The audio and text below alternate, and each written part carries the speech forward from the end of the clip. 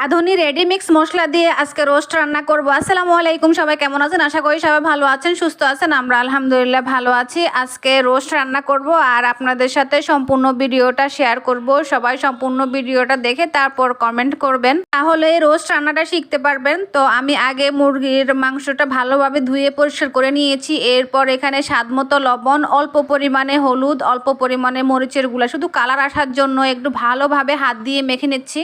ভালোভাবে হাত দিয়ে মেখে ক্ষণের জন্য রেখে দেবো। এখানে পেঁয়াজ বেরেস্তা করে নিয়েছি, আরও কিছু বেরেস্তা করতেছি। এখানে কম মনে হচ্ছে কম হবে, এই জন্য আরও কিছু বেরেস্তা করে নিচ্ছি আমি। এখানে দেখুন পেঁয়াজ বেরেস্তাগুলো হয়ে গেছে। এবার একে একে আমি মুরগির মাংস পিসগুলা একটু ভেজে নেব।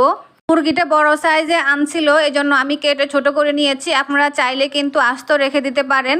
তো আমি একে একে সবগুলো মুরগির পিস দিয়ে দিচ্ছি, দিয়ে ভালোভাবে একটু উল্টিয়ে পাল্টিয়ে নাড়া দিয়ে ভেজে নেব। একটু কালারফুল হলে তারপর আমি মাংসগুলো নামিয়ে নেব। দেখুন আমার ভাজাটা হয়ে গেছে, বেশি ভাজবো না, ভাজলে শক্ত হয়ে যাবে। তো একটু কালার আসলে নামিয়ে নেব। এরপর আমি মশলাটা একটা বাটির মধ্যে ঢেলে নিয়েছি।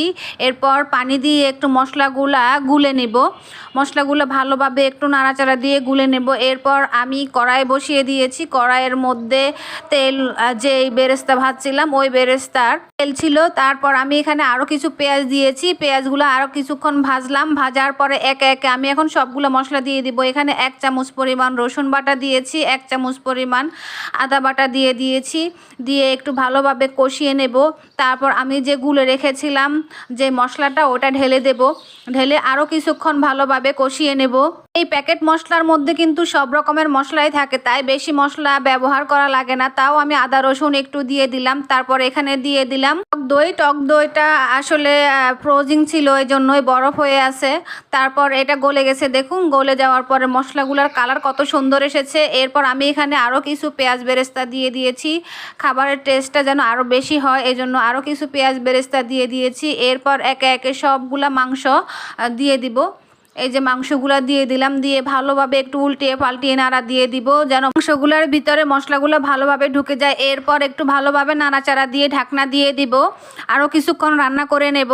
ভিডিওটি একটু লং হবে, সবাই সম্পূর্ণ দেখলে তারপর রোস্ট রান্নাটা শিখতে পারবেন। আর প্যাকেট মশলা দিয়ে রান্না কিন্তু অনেক বেশি সহজ। দেখুন কত সুন্দর একটি কালার এসেছে, অনেক লোভনীয় লাগতেছে।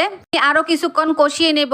এরপর একটু ঝোলের পানি দিয়ে দেব, যেন মাংসগুলা সিদ্ধ হয়ে যায় ভালোভাবে। দেখুন কালারটা অনেক সুন্দর এসেছে। এই যে আমি গরম পানি দিয়ে দিয়েছি এখানে অল্প পরিমাণে, মাংসগুলো সিদ্ধ হওয়ার জন্য।